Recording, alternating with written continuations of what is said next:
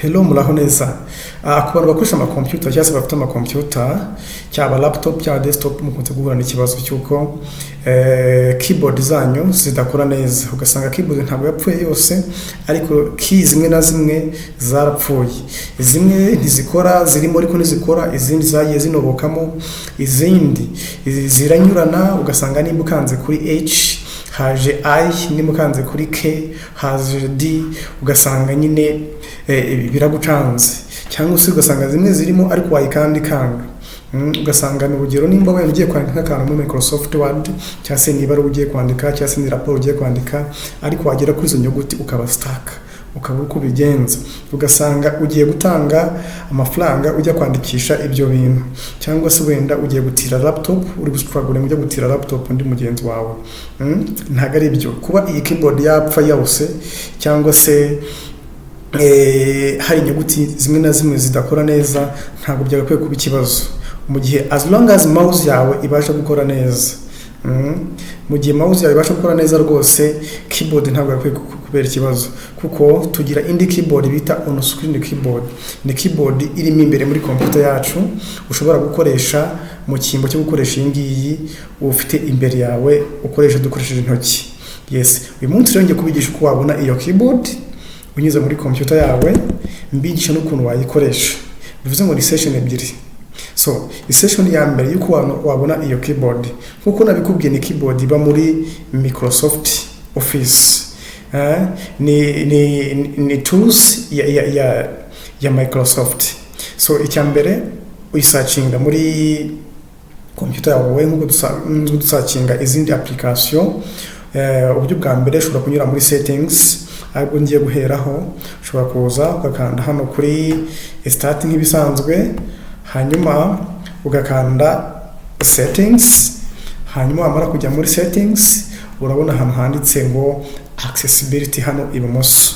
So uraza ujye kuri hano handitse ngo accessibility, numara gukanda accessibility iraguha izindi menu, hanyuma uramanuka hasi scrolling down urebe ahantu handitse ngo keyboard, uhakande. Numara kuhakanda urasa gukanda handitse keyboard, umanuke hasi ahantu handitse ngo on screen keyboard, hanyuma ahanditse ngo on screen keyboard utaninge on. Nutaninga on ya keyboard yawe irahitiza. Nimara kuza urabona ko wayikoresha nk'ibisanzwe, sibyo? Ubwo ni uburyo bwa mbere bwo kuyibona.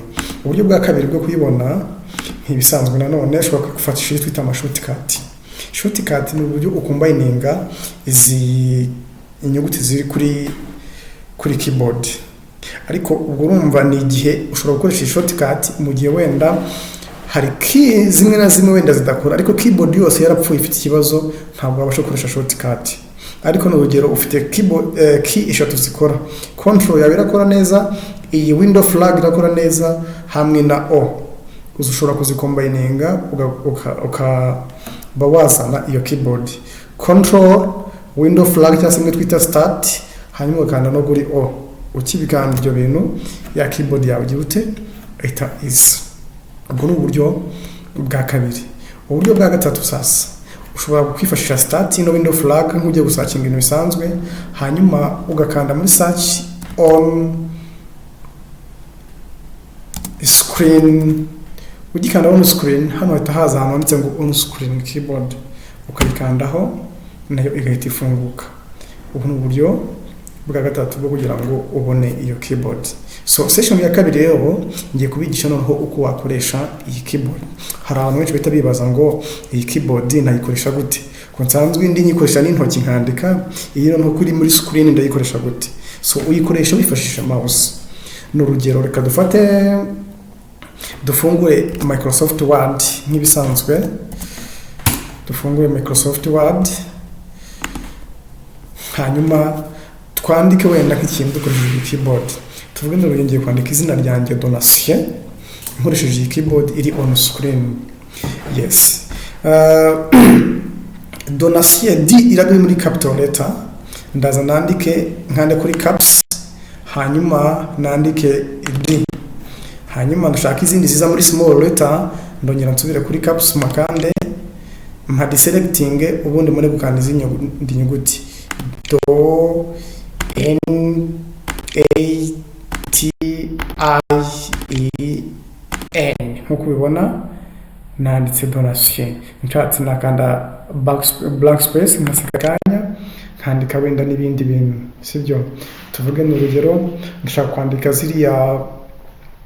ziriya symbols dusanzwe twandika ariko twakoresheje shift, twakanze kuri shift. Naha ni ibisanzwe uraza kandi kuri shift. Tuvuge n'urugero ndashaka kwandika iyi arobase, kandi kuri arobase. Niba nshaka kwandika wenda nk'iyi percentage, ndaza nkande kuri shift nandika iyi symbols ya percentage. Niba nshaka kwandika wenda iyi ampersand, ndaza nkande kuri shift nandika iyi ampersand. Urabona ko byose ni bisanzwe. Uko wakoreshaga iyi keyboard ukoresha n'intoki ni kimwe nuko ukoresha iyi keyboard iri on screen. So guys, ndizera ko nta muntu ubonye ko yaba stuck mu gihe asanze keyboard ye idakora, cyangwa se wenda hari amatushi amwe n'amwe adakora, cyangwa se keyboard yose yarapfuye. Igihe computer yawe ari nzima rwose ntabwo keyboard yakakwiye kubera ikibazo. Dufite keyboard ebyiri, iyi ngiyi iri external dukoresha n'intoki, n'indi iri on screen. Guys, mwakoze rero kumfollowinga, nimba iyi video igufashije kuri kumfollowinga kuri account zanjye, murakoze cyane.